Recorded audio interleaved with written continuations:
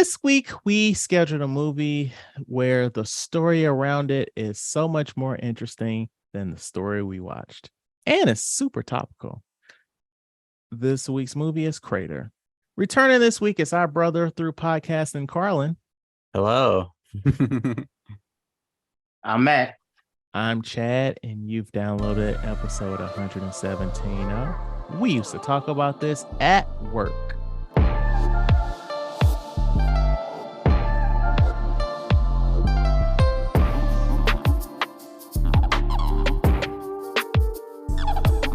All right, so before we get into the show, I want to make a complaint against whichever one of my neighbors, whichever one of my piece of shit neighbors has my Amazon package.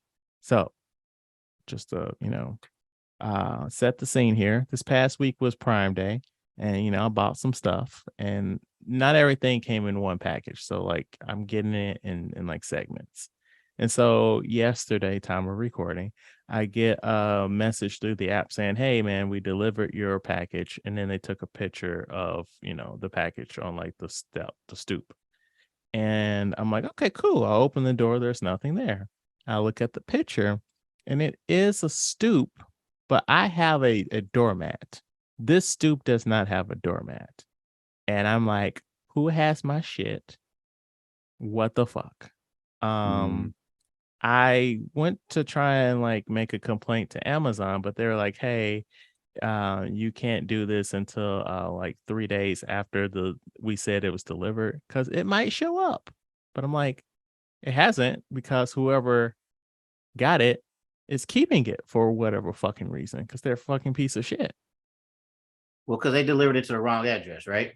Right, but it still has my fucking name on it. It has my correct address on it. So they could have just walked over and gave it to you. Right. Man, let them enjoy them Legos too. Stop being greedy. Look. Yeah, I was going to say, what is it? Is it even something to keep? That's not the point, Karlan. Of course not. That's not the point, Karlan. It's I bought some soup spoons. Oh. Yeah, Man, that's let them have very them soup spoons. Yeah, it's very particular. I'm sure people don't really need soup spoons. I don't need soup spoons, but I wanted soup spoons, Karlan. Okay. That makes sense.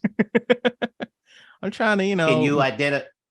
You can't identify because it's just, all of them look the same. There's no like identifying markers in that picture to see what house it was delivered to. No, and then like the angle that they took was like, it's just like the stoop and the door. Oh, okay. So it was, yeah.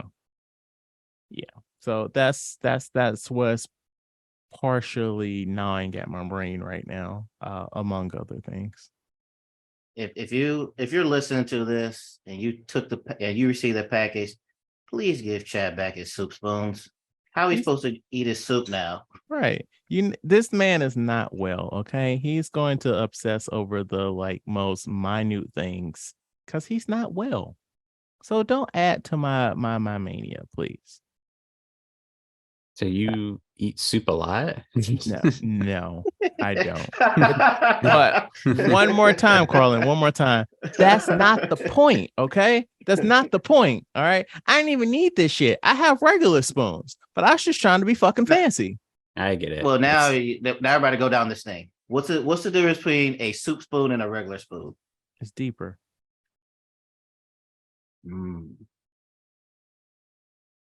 Like Wait, how I'm much? thinking, do I have soup spoons? I don't think I have any soup spoons then.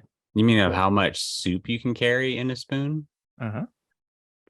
Oh, I feel like that wouldn't matter. I just typed spoon. Hold up. Here. I'm gonna put this in the Zoom chat, and if I keep this in the show, this will pop up on the YouTube. This is not what I bought, but this is a soup spoon. I guess deeper. Oh, we have those, but we have that. We use that for ramen. Which is a soup, is it not? Technically, more like a broth, but yeah, right. Because we have like corn soup and miso soup, and we don't use those type of spoons for that. Okay, I gotcha. But yeah, so that's what's going on with me. Per usual, please look at our YouTube stuff. That's another thing that has been driving me crazy this week specifically. We posted like some exclusive content on there, some YouTube only shit. You know, we posted shorts like every day, and like that shit has just. Oh, and we fucking posted a Mission Impossible review early, and all of it flopped, and it has fucked my mind up. What do you mean by flop? It did very poorly. I'm not saying that we over here getting like YouTube stuff. I will openly talk about those numbers. Podcast numbers were like Netflix. We're not gonna talk about that shit on there. But YouTube stuff, you can see that shit. Like we've had some reviews that have had a couple hundred views. Like this shit didn't even break 50. Right. Yeah. And Well, so yeah. That's YouTube. yeah. So like the being on the bad side of the algorithm really kind of just mess with my head this week. But maybe it's the people standing with it was the before writers. that. It was before that happened though. Oh, Like we released that Mission Impossible thing Monday, and they ain't strike till Friday. But speaking of like YouTube and all that stuff just not really going the way you want it to, Karlan, why have there been gaps in your uploads? Oh, the gaps. Well, technically there hasn't been gaps in my uploads because I've just been focused more on shorts. Okay.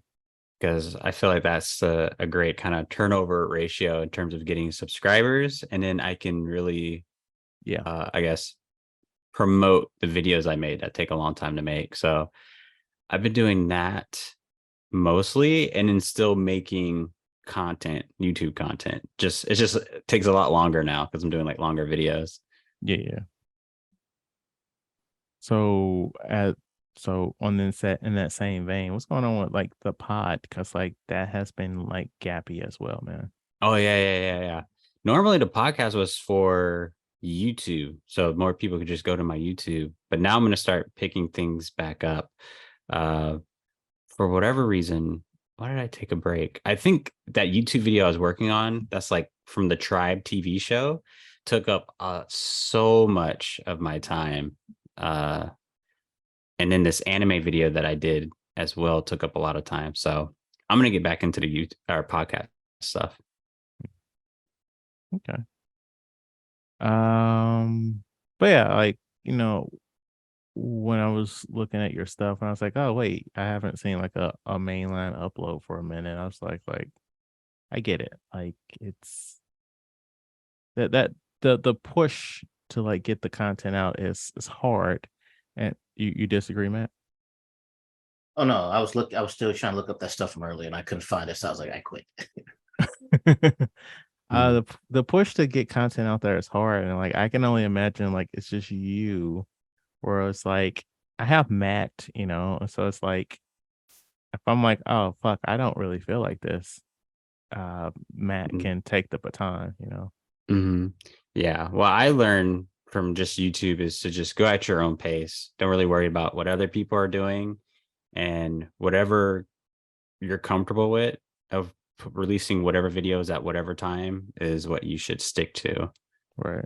Because you try to force yourself to do it, then you're just going to get burned out. No, I agree. And I was more talking from the podcast angle because it's like I get like the amount of extra work you have to do for like the YouTube videos, and then like having to fight like the copyright stuff. So I get that part. I just more meant like the audio part. Like I love the audio part, but like that shit don't get us clicks for real on YouTube. Right. Yeah. I can totally understand that. Yeah. You look pensive there, Matt. Oh no, sorry. I'm reading the outline. I was like Drake and LB. And I was like Drake the rapper. What does LB mean? LeBron James. Drake and LeBron James. What they doing together? Guess we gotta wait and see. Precursor.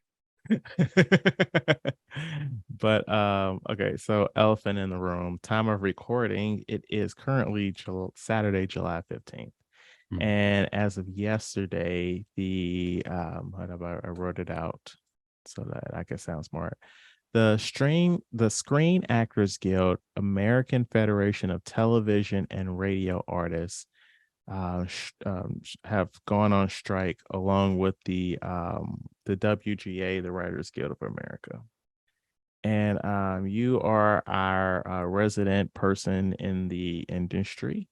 And so we just want to know like what your take on all this is, the writer strike and the actor strike now. Also, how has this affected you yourself since you work in this industry? Well, from my own opinion, because I can't speak for everyone else that's working in the industry. Yeah, of course. From working in Georgia, I think I explained it before. It's like a work to write state, a right to work state. And if you're in the union, you're still allowed to work on other shows that are not unionized. So that's what I've been doing. There's still a lot of shows happening down here. There has been like a lot of cancellations. Like I remember Stranger Things stopped production, Cobra Kai. But yeah, there's still a lot of shows out here and still a lot of indie filmmakers still making stuff. As far as my opinions on like the actor strike and writer strike, that's cool. If they feel like they're getting cheated, I hope they get what they want, but it's usually us below the line workers. And what I mean by below the line, I mean like the camera people, grips, electrics, those people who really do like the grunt work on set. We always get treated unfair and we always go on strike and it's never really resolved. So if they get their stuff resolved, it's kind of like just a slap in our face, really. Where do you guys fall under? Because you guys wouldn't be considered actors or the writers. Do you guys have a different union thing called name? Yeah, so it's different by region or I believe by state. So since I'm here in Georgia, our union's got IATSE 479. And I mean, to tell you the truth, we go on strike all the time and they don't, it's like, it's not, they don't really treat it as a big deal. And yet we still don't really get what we want. What does your strike stand for? Like, your union stand for? Like IATSE? What does that stand for? I don't even know. I could look it up, but yeah, it's just basically anything that's within Georgia, Alabama, and like Mississippi. That's the union for that to work in film and television. Because like you're saying, like, okay, so the writers have theirs, and then now the actors have theirs. But like you said, what about all the other people? So if everybody else get their money and get raises and get residuals, is what about you guys? Like you said, camera, electrician, things like that. Well, Yeah. pause for a second. International Alliance of Theatrical Stage Employees. Yeah. Okay.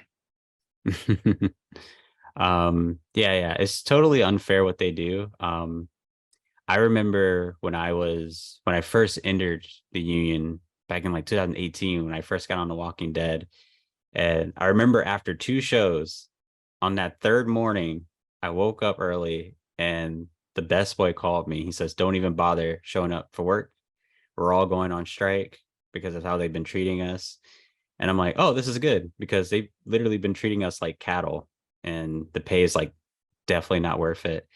And I remember the next day they completely replaced everybody because the industry is just it's such a hard industry to get into and people are like waiting by the door to get their foot in. Damn. Yeah, but I mean, that's really for, I guess, again, for like below the line workers in the industry.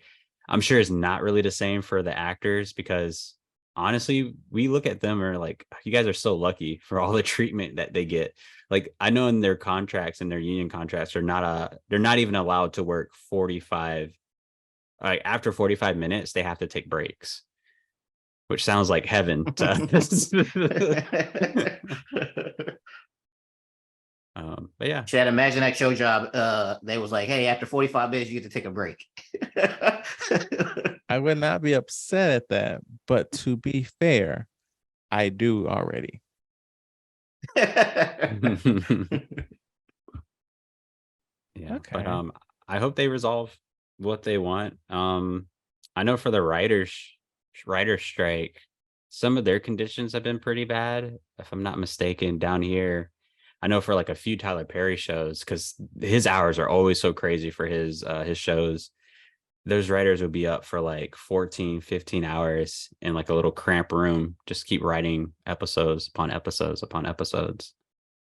Yeah, I want to ask. You said there's a couple of productions still going on down there. Is Tyler Perry still got the fucking sweatshop going? Is he working through the strike? Yeah. Why wouldn't he? No, I mean this one, not the writers one. You mean The what do you mean this one? the actor strike. I believe so. I mean, Tyler Perry is literally, I would say, a good 60% of the Atlanta film industry. Um, Wow. because not even like his shows particularly, but that studio that he made is so massive that shows from all over, from New York, LA, Chicago, they all come to Atlanta to film there because it's cheaper and it's a lot better production. Interesting. Right. Well, I'm glad that we're always happy, ever since the writers went on strike and like things have been kind of shaky and we reached out. We're just happy that you're still working, man, and just paying your bills. Yes. Oh yeah. I'm good. There's a few shows, and then I mostly just been working as like an editor for the small marketing company. That's really fun because it's just so stress free rather than just being yelled at on set. Is that your true passion, Karlan? Are we about to like make a breakthrough? Is your true passion editing? I do really like editing, but I would say my true passion in the film industry is working with a group of people and building a camaraderie with them because that's the real reason why I kind of stuck with film for so long. You meet like a group of strangers, like literally 100 people, and by the end of it, you spend 3 months together, literally 15 hours a day. Yeah. They become like a different exchange family. Right. That's fair. So Matt, you have been enjoying Idris Elba on your television screen. Yes. He has a new TV show on Apple TV called Hijack. And the synopsis: when flight K-29 is hijacked during a 7-hour flight from Dubai to London, a corporate negotiator tries to use his professional skills to save everyone on board. I was Now, it's with kind of you like, until you said a corporate negotiator and not like, I don't know, a fucking FBI negotiator. no, he a business negotiator. But So, okay, but is he rolling around and shit like Wesley Snipes as passenger 57? That's exactly what I was um, thinking about. some, or he did one part like similar like that, but before it was all trying to, I guess, because he's used to negotiating with people and convincing them things, but he does have like A certain set of skills. I was about to say that, but I would have changed it. Above knowledge to playing things.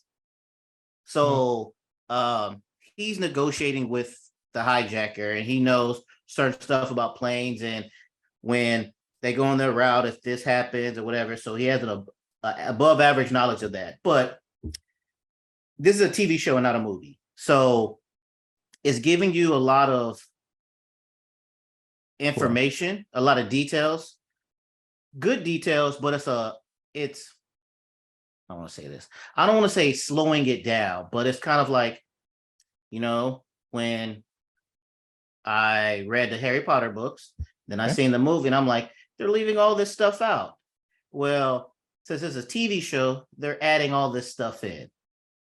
Do we need all this stuff? I'll wait till I finish this TV, wait for the end to see if this other stuff is needed. But it's just a lot of stuff going on. Now, I say that, I'm not trying to say it's bad. It's good, but it's a lot of information. There's a lot of different characters in this. there's a lot of different storylines in this. But I'm poor. So when they're on this flight, they get up to first class, right? And he's in first class, and to see all the stuff that like the first class get with the little booths, and you got the thing and everything, and I'm like, oh, I would have been in the back with them regular folk.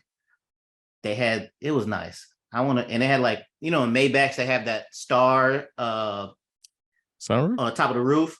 Yeah, no, it looks like stars at night. It's like black, has lights around it. They have that in the first class. And I was like, one day I would like to be in first class. But back to the show. Now the show is good. We'll see what happens. Yeah, it's good. I'm not going to give any spoilers away though. How many episodes have you seen? 7. And I think it's 8 or 9. They're about 50 something. It is. I take that back. Maybe I'm wrong. They're saying there's only 4. How long is this fucking show? Okay. How do you go from I saw 7 episodes? Wait a minute. There's only 5 episodes of the series. What? Right. Okay. My bad. Sounds like there's a only UK 4. series. It's Apple. It's Apple Plus. Why haven't you worked on this, Karlan? You worked on the other one. I don't know. But it depends on where they filmed them. They're all over the place. But I love Idris Elba. I just started watching Luther last month. So I'm on season 3 of that. Damn, you just burning through it. Well, it's like 4 episodes per season. Oh, that's right. It's very British. That's right. Yeah. So it's pretty cool. Why are British shows like that? Because okay. I don't. I mean, someone explained it to me before, but they don't really believe in like milking. They don't. Shows. And also, most of their shows are paid for by the people. So, like the BBC and all that stuff. Like, so the way TV works there is everybody has to pay for TV. As even like your local channels, you pay for like a TV certificate or whatever, certification, whatever. So like all their TV is like publicly funded. So like their government believes that it is negligent to piss away hundreds of millions of dollars on entertainment. Yeah. I agree with that. If it don't need to be 10 episodes, it could be less than that. Right. But real quick, one part of the negotiation is the hijackers have guns, right? And a fight ensures on the plane because yes, people are like, oh, there's 5 of them and there's all of us, we're about to jump them and things. So they do that. And Idris gets one of the guns, right? And he has it pointed to the guy's head. Okay. But then he gives a hijacker the gun because he says that he's not on anybody's side. He just wants to make it there so he can see his family and everything. And he's manipulating with the guy to be like, I'm on your side. So everything I'm saying is help you. Because if I wanted to, I could have killed you type of thing. So that sounds stupid. Yeah, so far, it has not ended well for him. Yeah, I'm like, I feel like they would have beat the shit out of him once he gave him the gun. Oh, no, because he realized, now he has one of, because, they can't be everywhere on this plane. So now he's helping them. So if any of these passengers gets unruly, he lets the hijackers know. He just snitched too?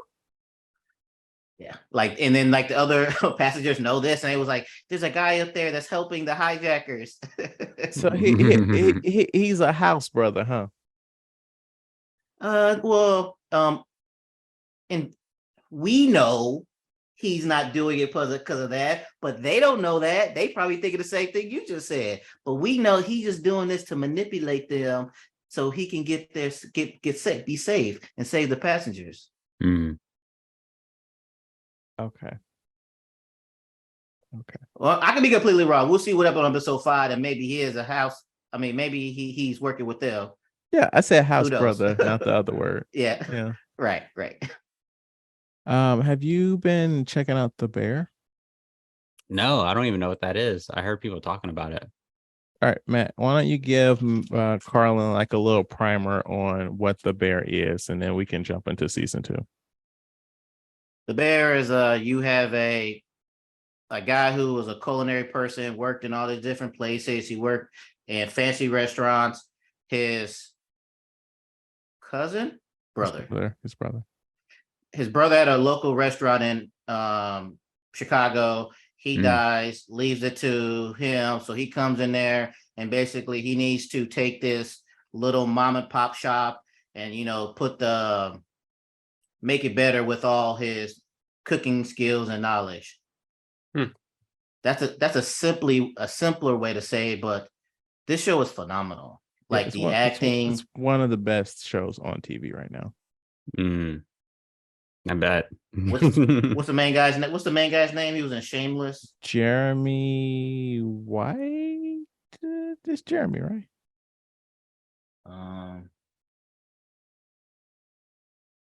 Yeah, Jeremy Allen White. That's it. Yeah. But Chad, what did you say? You used to watch it more recently. What did you think of season 2?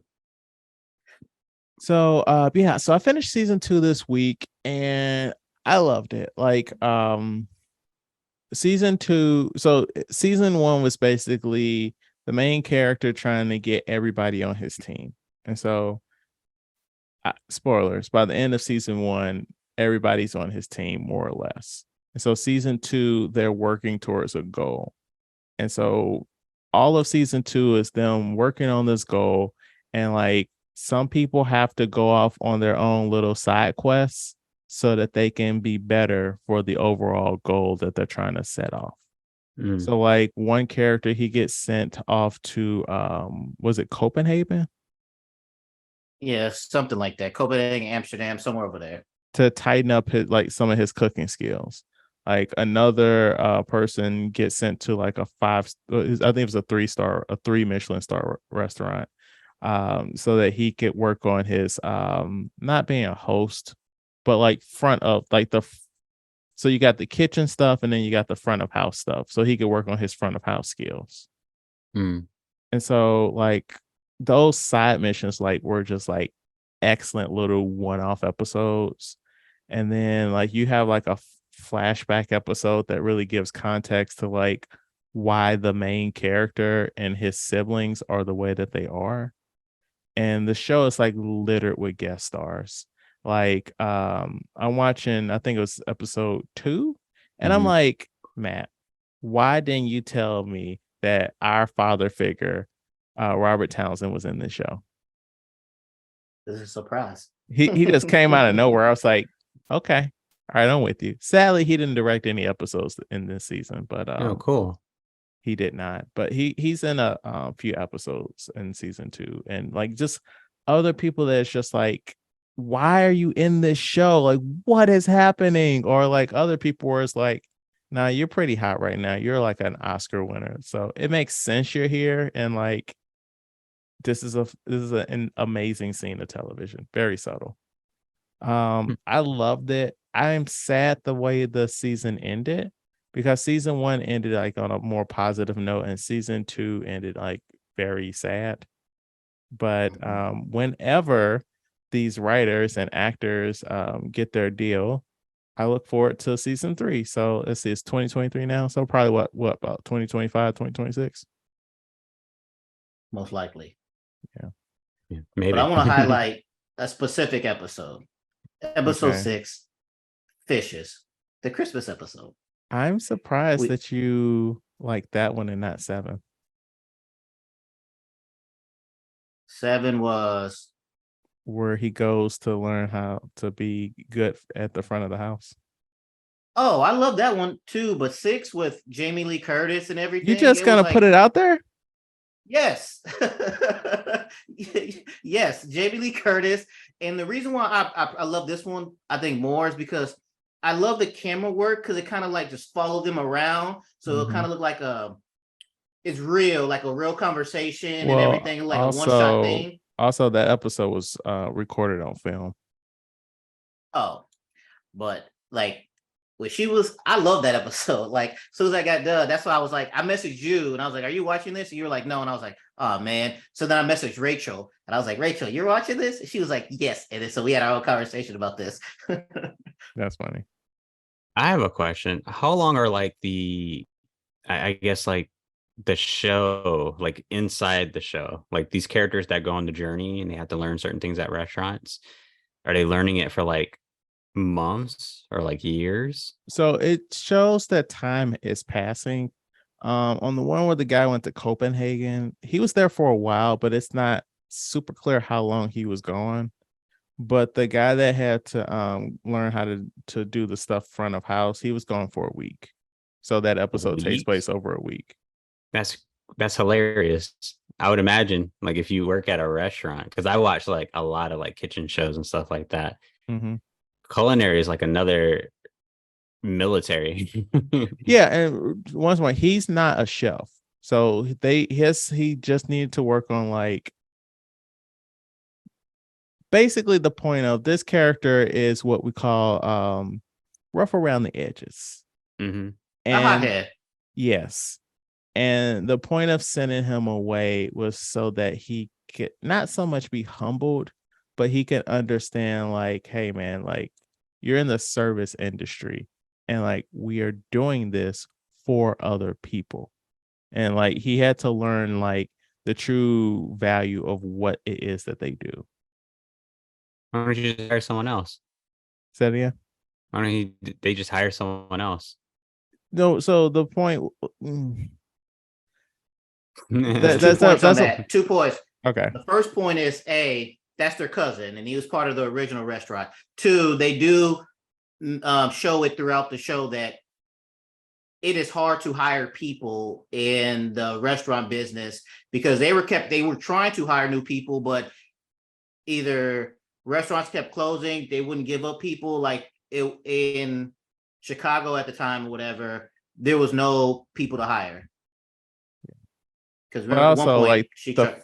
yeah, but also like the family aspect's a big part of it. Oh Oh, yeah. I see.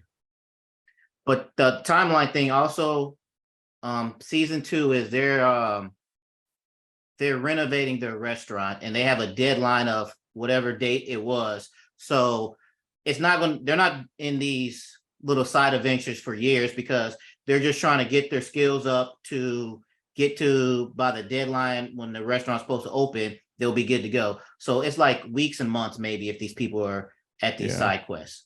Yeah, because I feel like they had like I think they had to open. I think the season 2 lasted like 6 months total. I think. Something like that. Yeah, like they had a very tight amount of time to open the restaurant, or they would default on their loan. I see. But no, it's really extremely well written.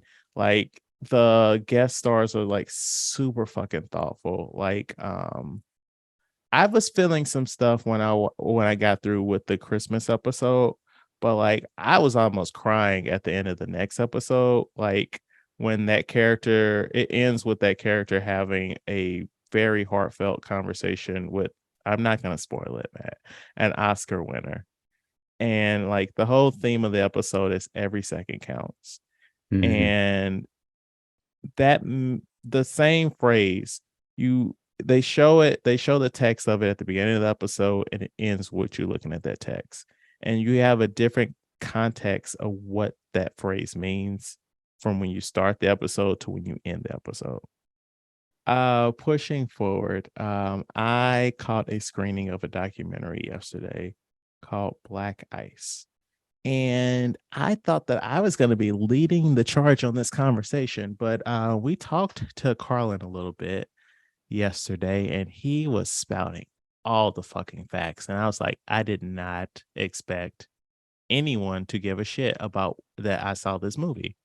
So before give the floor to you, I want to say Black Ice is a documentary produced by Drake and LeBron James, and it is about Black hockey players and the basically the racist stuff that they have experienced currently and in the past.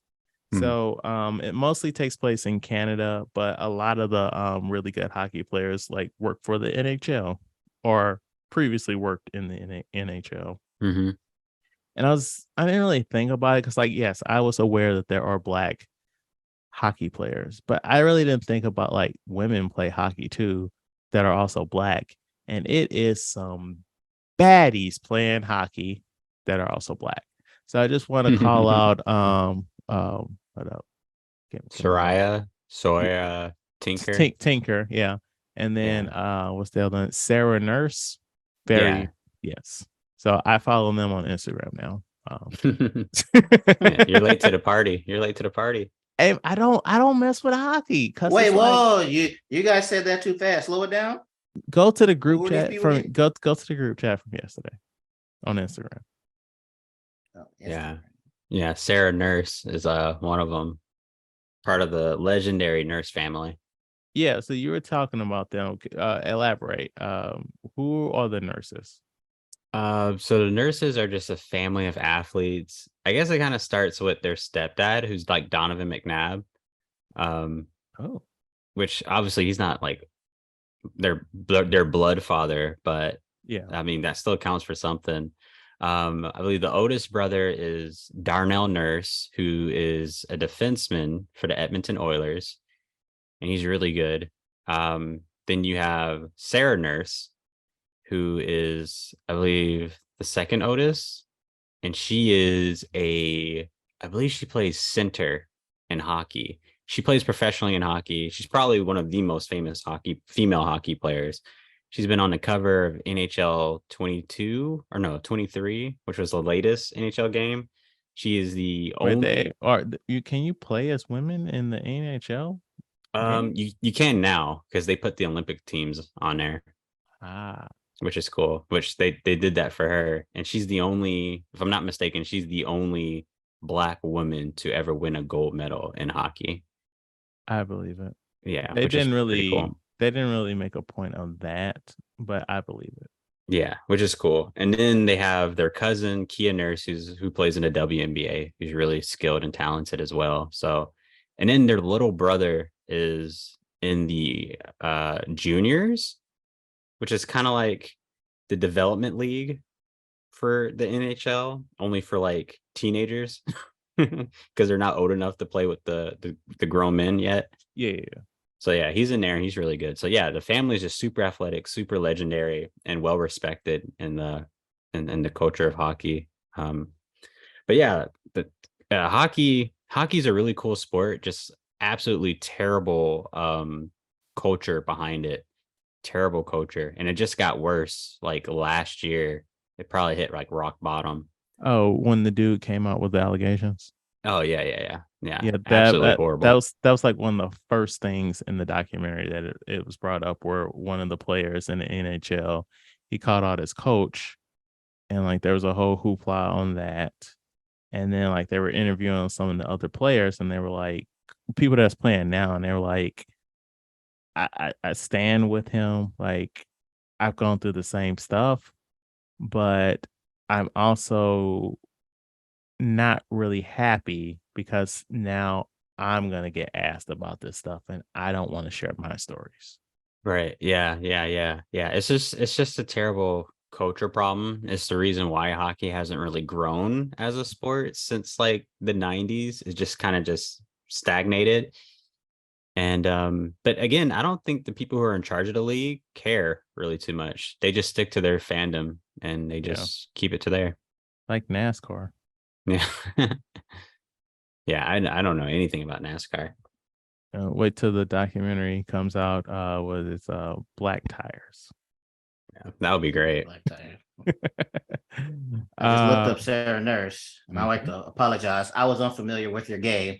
I'm educated now. Yeah, she's gorgeous. But if you look at her brother Darnell Nurse, they literally look the same. It's scary. Don't say that. Don't say that. They do. I'm They all gonna look the find a same. picture. We don't want to hear that, Karlan. Yeah, it's scary. And then Soria Tinker, she's really cool too. She's a defenseman for the Toronto Six, which is a newly added team to the Premier Hockey League because I'm a fan of that too. I watched their games. She just recently won the championship last season, which is Huh, pretty cool. good for her. Yeah. She's so pretty. She's pretty too, but she has a boyfriend. She posts it all on social media. Yeah, see, nobody's trying to see all that, girl. That's not how you get them clicks. But yeah, so long story short, I highly recommend the documentary. I wouldn't say watch it the way I watch it, like in a movie theater. Like when I went, it was me and one other person there. But like whatever streaming service this comes out on, check it out. It's very interesting. They were talking about like how there was like a colored hockey league that for the longest nobody knew about. Like it went on from like the 1890s to like the 1960s. Wow. Like it's a very interesting documentary for me personally on a subject matter that I never cared about. And so like me going in knowing very little, for me, that helped. I was ready just to come in and soak in the information. Right. Yeah. I mean, that's amazing that they're able to put together that documentary, but I could promise you it won't do anything to change the culture. Correct. 100%. Last thing before we hit the big topic of the week. Secret Invasion episode 4. I didn't like it. And the episode so last episode ends with Amelia Clark's character being shot killed. And you're like, oh, how's she gonna get out of this one? Because you're not gonna pay Amelia Clark to be killed in the 3rd episode. So it opens up and she just gets back up because she's a super scroll now. And that's where I just threw my hands up and I'm like, I'm done. Fuck this. I'm done. I mean, I'm not done in the sense that I'm going to stop watching this, because clearly I'm going to keep watching all this bullshit. I can't stop. But like, I was just very annoyed by that resolution as to how she's not dead anymore. Yes. And like I said last time, with them doing, you can already shapeshift and now you're super and you can't die. They have to bring in some kind of Avenger or something, because there's no way that Nick and everybody else can do this. So unless they pull one of these cameos out and have somebody come in and save the day, this is just to losing effort, and it's not intriguing enough to be like, nothing in my mind is like, oh yeah, Nick Fury is going to do something to save the day. Right. What can a regular man do against all of that? That's very interesting. You guys said that. That reminds me of I've always say the best Marvel movies or content was a line called Marvel Legacies. I believe that's what it's called. They're like stop animation movies based on like actual comic stories from in the Marvel universe. Okay. And that scroll episode that you just named, or I guess that entire series, is a whole movie that they made years ago about the Skrulls have invaded. We don't know who's who. We need to contact someone, and they end up contacting Spider-Woman, who is I forgot her actual name. Jessica Drew. Yeah, Jessica Drew, who is amazing. Right. What wasn't she a Skrull though? I don't think so. I thought they snatched Spider-Woman up early on. I don't think so. I don't know. I don't know, but they're great movies. They have like a whole bunch of them that are amazing. But yeah, I mean, I highly doubt they're gonna show Spider-Woman in this MCU. No. So it's gonna be do. A character we already have. Honestly, I can see them doing something that nobody cares about, and they're like, here is Falcon. That'd be such a letdown if they did that. But also it'll lead into no, I'm not gonna do that. But yeah, we're gonna get a cameo from somebody in episode 6, and we're gonna be like, okay, cool. You gave this person an extra couple $100,000 to appear in this fucking show. Cool.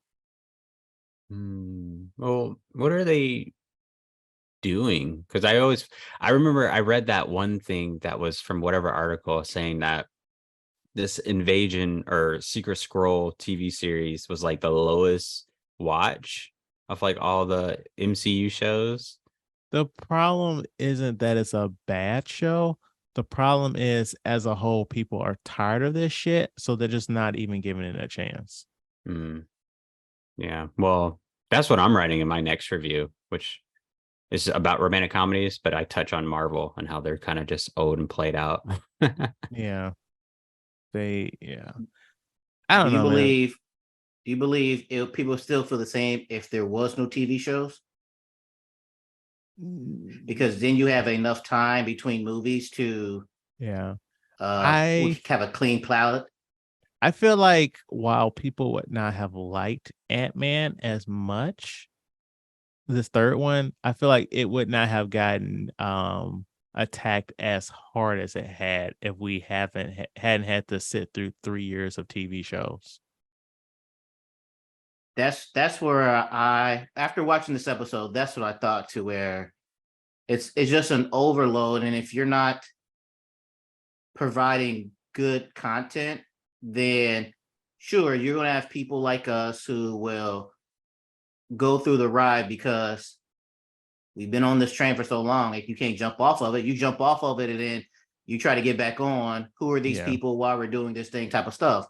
But I get the idea of these TV shows at the beginning, but it's kind of too much.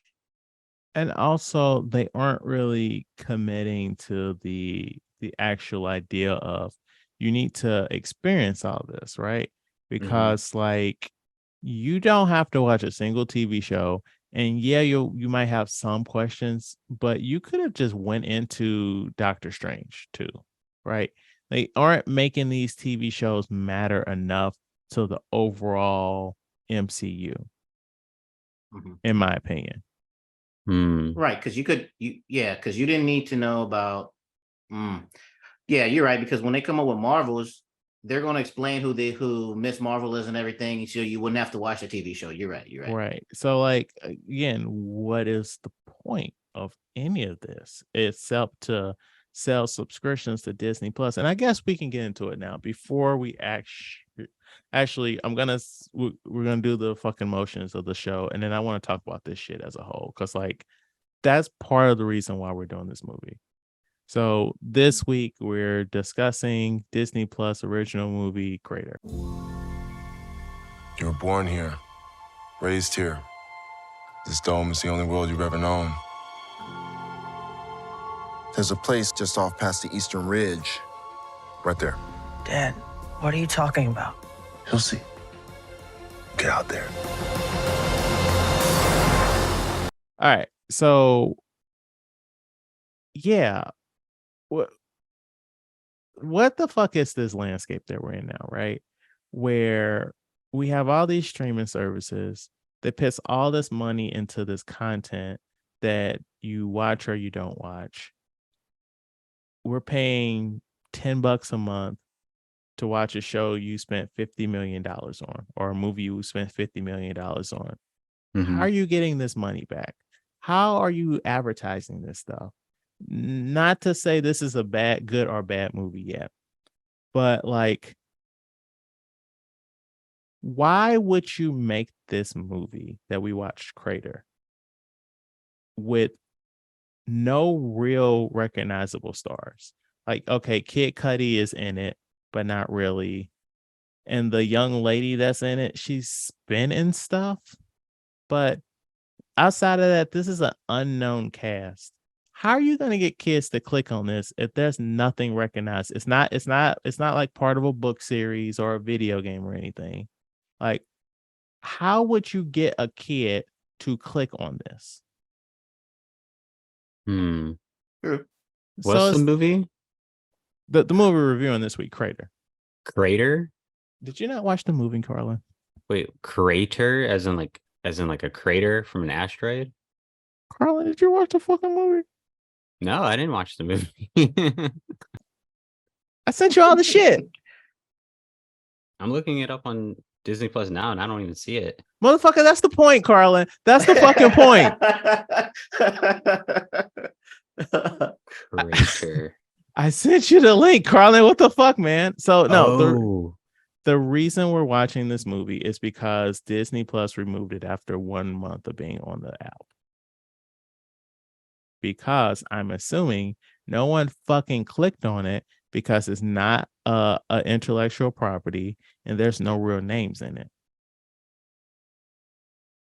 And so, like, we aren't in the days of like the Disney Channel, where this could have been a Disney Channel original movie and it would have gotten played all fucking day on the Disney Channel, to where kids would have been like, oh yeah, I like this movie or whatever, you know? Well, that's kind of been happening a lot since streaming has started for a lot of these subscriptions. Yeah. It can mean almost anything. Maybe probably so. No one watched it, but it's a lot of money for these companies to pay out for actors, writers, directors, all those people who deserve residuals, and they're gonna end up bankrupt from it eventually. So No, I agree, but like I genuinely think the problem with this movie was that no one watched it. oh yeah. So wait, I don't get TV, American TV. Are they running? Do they do commercials and stuff for it?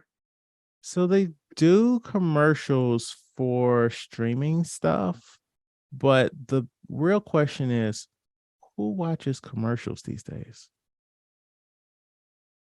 People who watch TV. Right. People who are watching TV probably ain't streaming shit. Like the only time people really watch TV is during sports. Right. So like, okay, so for example, this one, Secret Invasion. They have to be promoting this somewhere. So where are they promoting this at? So no, okay, so like a Secret Invasion, that's getting TV commercials. They have a terrible, fucking terrible. They have like a promotional. So you know how like some movies get like Burger King toys and shit, like a restaurant thing. Mm-hmm. They have a partnership with Wingstop. Who's the star of this? Who's the star of this, Matt? Samuel L. Jackson. Wingstop. I don't get the connection. Black people like chicken. Oh. Yeah. So there's that, but also like it's a Marvel property, so it's gonna get promoted differently than fucking Crater. Right. Because for me, I see stuff on like YouTube ads and stuff like that for like different Netflix shows. So I'm just when it's not one of their main stuff, are they, making YouTube ads or whatever like that for these B movies? Well, I first learned about this because I'm really in the trenches on movie YouTube. So like it pushes like all the fucking trailers to me. So like I was like, oh, the trailer looks decent. And so I was like, I'll check that out. I didn't. And then when I heard they removed it, I was like, well, let me watch it. So that's how I learned about it. But like, this is a kids movie.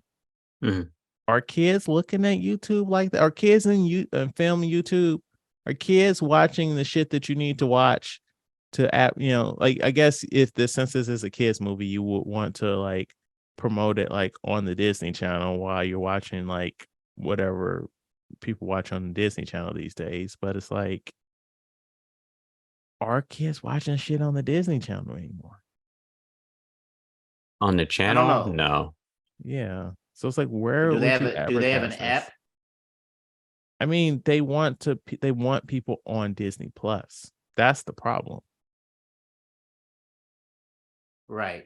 So knowing how my son does stuff, he would probably scroll through and maybe look at some stuff and see it. Maybe. Well, I mean, see, the thing is, maybe that's a problem where the individual person will have to be like scrolling through Disney Plus and being like, oh, what is that? And then watch it versus I've heard about this. Let me go check it out. And also, like, I feel like me personally, the app is not great at promoting new stuff. Like every Wednesday not even just Secret Invasion, but like whenever there's like a new Star Wars show, new Marvel show, whatever, I'll go in the app the day it comes out and I have to click around before it shows it. It's not like the first thing I see when I open the app.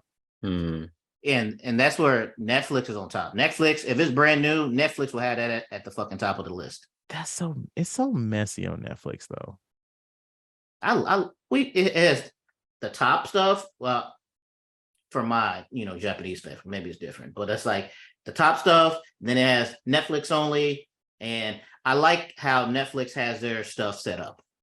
I don't. I personally feel like it's very messy, and it's not clear what came out. What's new this week? What was new last week? Maybe I didn't get to look on Netflix this week. What was the hot stuff last week? Like the organization is just messy, and like at least in my experience, the categories aren't the same always for me. On the phone, I don't know if you could do it on the actual TV, but on the phone at the bottom, there's a button that says new and hot, and it gives you a date of when it came out. See, I don't look at Netflix on my phone. I'm always if I'm loading up Netflix, it's on my TV. Oh, okay, yeah. Yeah, majority of the time I watch stuff on my phone, unless it's like, movie night or something. But it makes sense. I mean, it's going to be different teams working on the TV app versus the mobile app because you can do slightly different stuff. But Matt, what did you think of this movie? Oh, I hated this movie. Same. Yeah. I watched it with my son, and I was like, yeah, I'm mad Chad picked this movie. But no, I watched it all the way through. It's 100% paint by numbers kid group adventure. Like as we were watching this, I was putting it out. Oh, this will happen, or this will happen, and stuff like that. The only thing I got wrong was I figured that the guy with the heart condition might die. They're not gonna kill in this day and age, they're not gonna kill a kid. Now, if this movie came out in the 80s, yes, he would have died. Right. And I was just like, everything that happened in there, it was paint by numbers. Yeah. I feel like there were too many boys in the group. They needed to even that out, but I can also see the argument for this is a space adventure, so we want to lean harder on boys. Right. Also, back in the day, you had your little comedy character. Yeah. But that boy was fucking annoying to me, and I was like, "Shut up!" The little scaredy kid or whatever. Yeah. I was like, it was not good. It wasn't for you.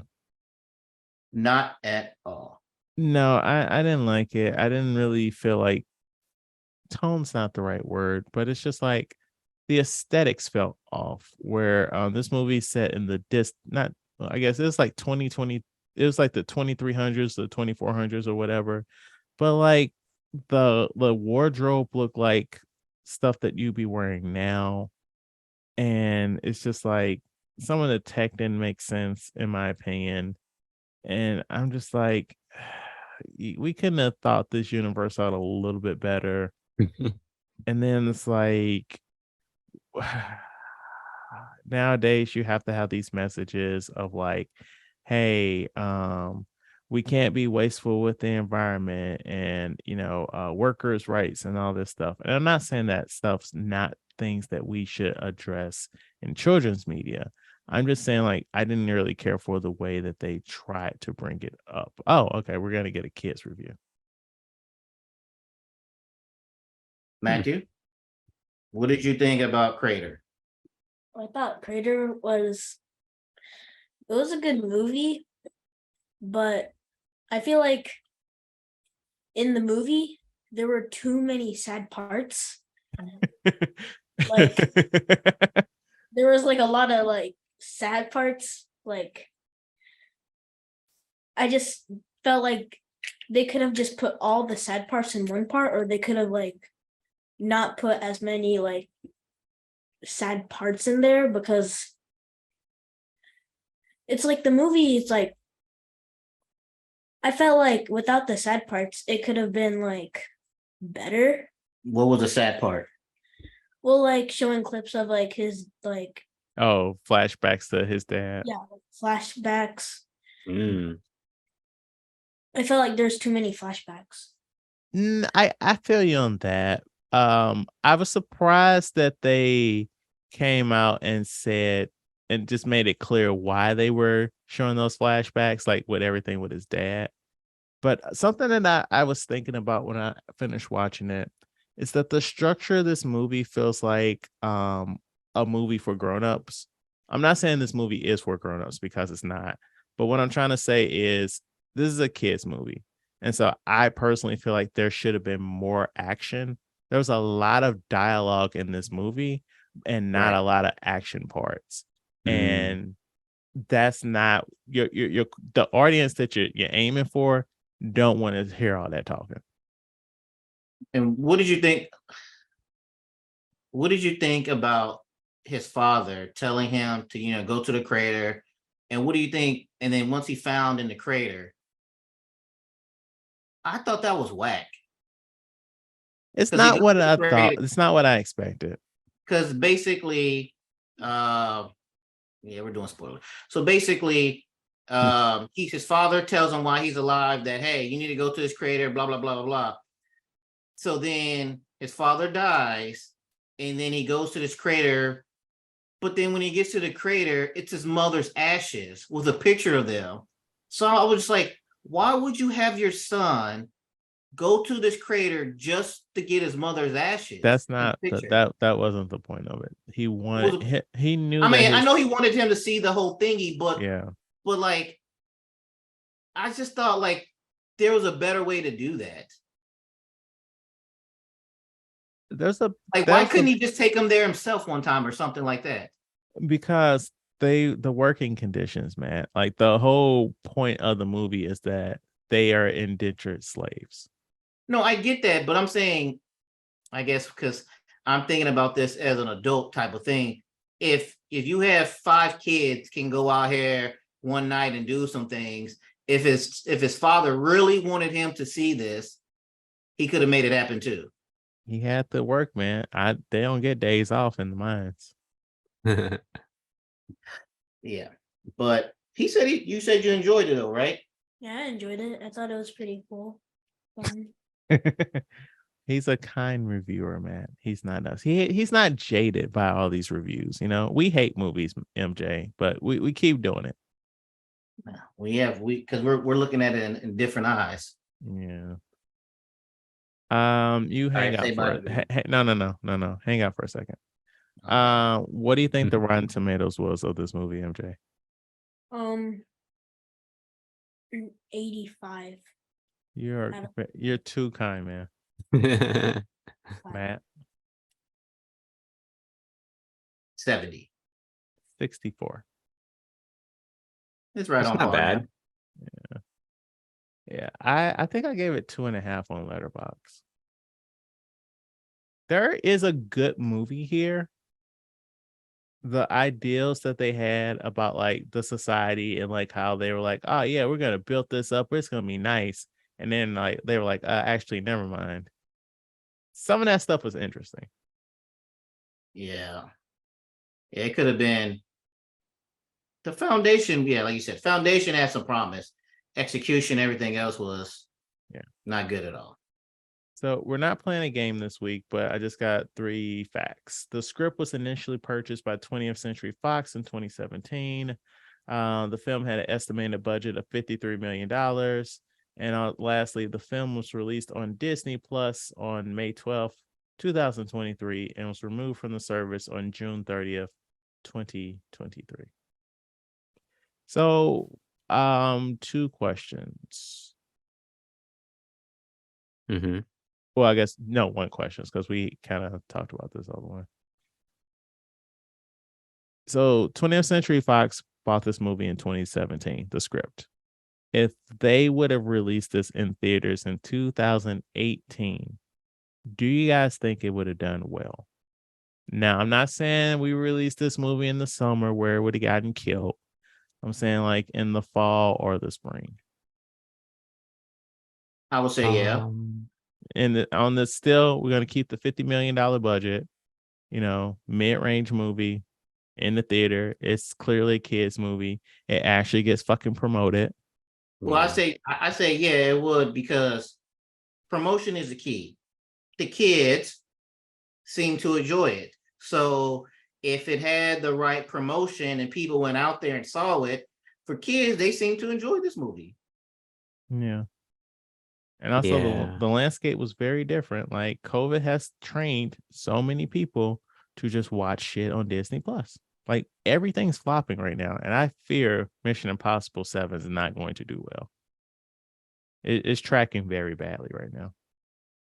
I didn't think people were still interested in that franchise. You aren't going for the what's the mission this time? You're going for the actual stunts that Tom Cruise is doing. Like I talked about it in my review, but like there's a train crash in the movie.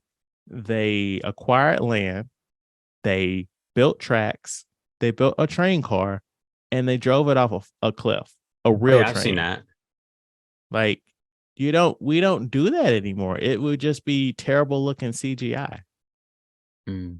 Also, Tom Cruise flew the helicopter that filmed it because it's Tom Cruise. Right. Interesting. So I mean, yeah. I'm trying to think. Big franchises recently. The only one that comes to my head is Fast X or whatever. They didn't do super well, though, right? That made money. Did it? I mean, it made money, but comparatively. So what is the budget? Okay, yes, it did make money. Worldwide, it made $702 million. What was the budget?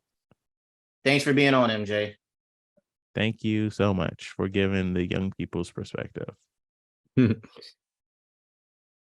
So the budget for the movie was $340 million, but it's inflated because they filmed during COVID. So yeah, but like stuff like Indiana Jones, that was almost $300 million. The Flash, all the fucking money they pissed away into that.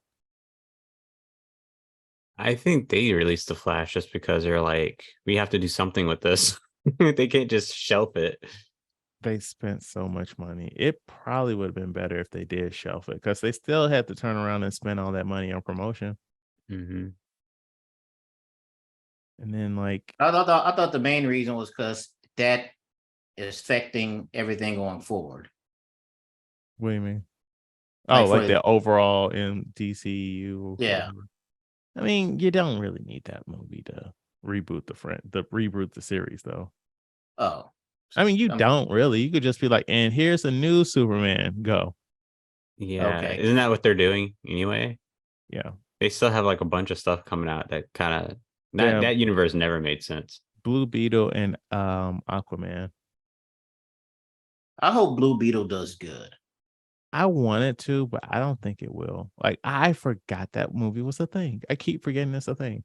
Yeah. I kept thinking it was Marvel. Yeah, that was filmed like down Spider-Man. The reason why I wanted to do good, I want DC to learn. You guys have other characters. Stop using the same 5 every single time. It's not a good summer, man. And it's gonna be on streaming in a month. That's the problem. But no, so what I was trying to get at with like everything's coming to streaming, like a movie that you've been posting a lot about, but you didn't really talk about tonight, Matt. The Blackening. Like I've been beating the drum on that stuff for like 2 months. Go see the movie, not you, just saying people. It came in number 6 when it opened. 3 weeks later, video on demand.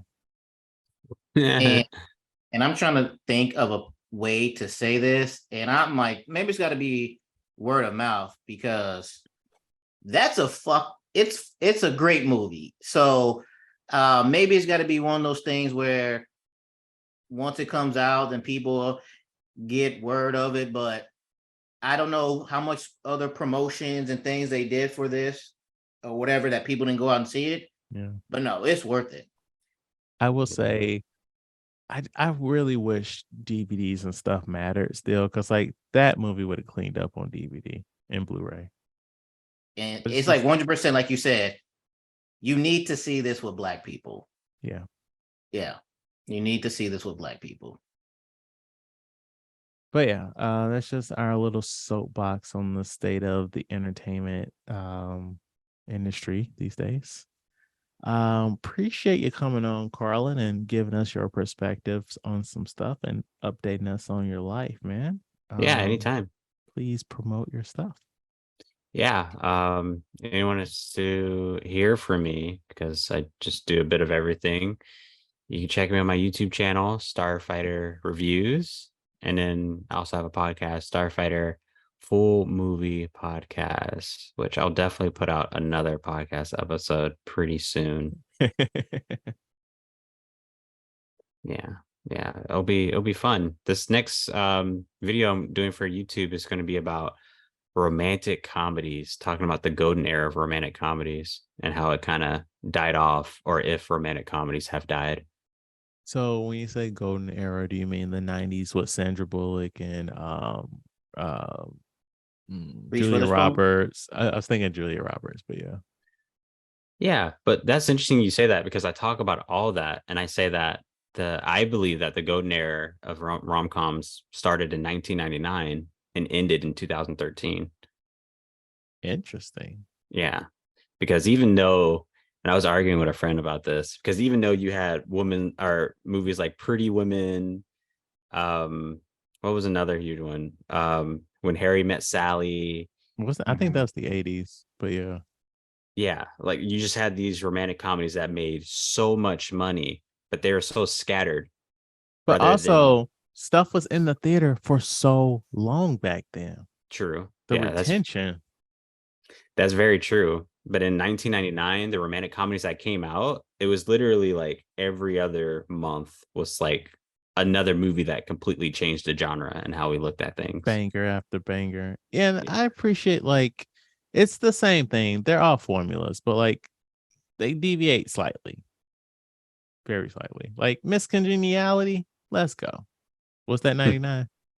Yeah, I think that was maybe 2000s. I watched that for the podcast. I didn't like it. I'm not a fan of Sandra Bullock. Oh, that's right. That's right. I forgot you're a hater. That's right. I don't see. Yeah, I'm a firm believer of her success piggybacks off of other people's success. Oh, that's right. You said that before. You're right. Yeah. I mean, it's yeah. true. And then it's like fucking name something that Reese Witherspoon has been in besides Legally Blonde. Sweet Home Alabama, which is another classic rom-com. Never saw that shit. What's the one where she was in here we go. Vince Vaughn, and they had to go through like multiple Christmases or something? Oh, 4 Christmases. Yeah. There we go. You dug deep for that one, man. Yeah, because once he said Sweet Home Alabama, that's all I got left now. I can't name another one. Yeah, but it talks about the golden age of rom-coms. Talks about what is a romantic comedy, how do you decipher it, what makes it what it is, and then going over certain films that are amazing that are rom-coms. So yeah, it's going to be really fun to work on that. Do you have a timeline? Because this sounds interesting. I want to check it out. Do you have a timeline when this will drop? Yeah, Karlan, commit. I don't know a timeline, but I'm working on the script right now. I finished my first topic of it, which I'm super excited about because it's me doing a bit of voice acting, because I'm going to talk about every genre has a golden era. And then I do like an impression of the 1930s, like of a movie trailer from the 1930s, and then edit it, make it sound like a radio. And I talk about the golden era for that era was musicals, because you had you had all those classes then. And then I talk about the 1940s, which was the noir films, and then 50s to 60s were all westerns, and then 70s I'll talk about black exploitation films, 80s horror, and I do like different voice acting from it and show different clips from all the popular movies from then. And in 90s I do like action movies, and then the last one I do is like the late 2000s, which is like superhero films. Okay. So to jump back a week. Okay. Oh no, Reese Witherspoon. I went to go see what movie she's in. Can't Get a Hill. Next Friday? Huh? She was in Next Friday? Who was she in Next Friday? Oh no. I don't recall ever seeing her. Was she a voice? Well, it says Reese Witherspoon, and I said movies and TVs, and I go down and she's in it says Next Friday. But who was she in it? Oh wait, are you looking on Google? Yeah. I don't like when people are like actor and then like it shows all this shit. Like for all you know, she could have been a producer on it. Like it's not clear like what people's role was in stuff when you search on Google. Yeah, I'm checking it now. But no, what I was gonna say was she was on 2 episodes of King of the Hill. Do you remember the character Debbie? She had like a obsession with Hank. She was trying to fuck Hank. She ended up dying, and then like the second episode was like, how did she die? I don't remember this. It's like an investigate. I think they had the black dude from Walker investigating it. But another one I did see that I liked as a kid was Pleasantville. She was in that. Yeah, we might Tobey Maguire. We might do that at some point. But yes, got on a tangent.